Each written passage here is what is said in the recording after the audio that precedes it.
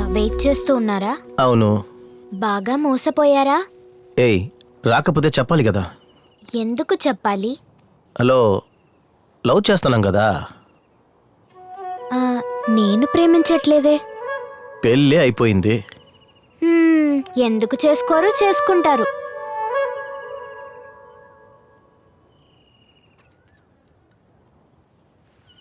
అసలే పగతో రగిలిపోతున్నారు.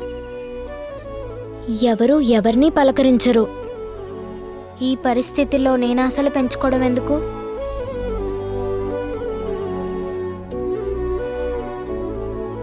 జాలీగా మాట్లాడుకున్నామా, నవ్వుకున్నామా, అలాగే వెళ్ళిపోదాం. నేను మా అమ్మలాగే రోజు ఏడుస్తూనే ఉండాలి.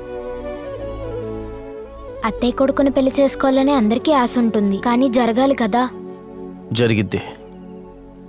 మన పెళ్లిలో మనకున్న బంధువులు అందరూ ముందు నిలబడి అక్షంతలేసి ఆశీర్వదిస్తారు. నిజంగానా? నిజంగా.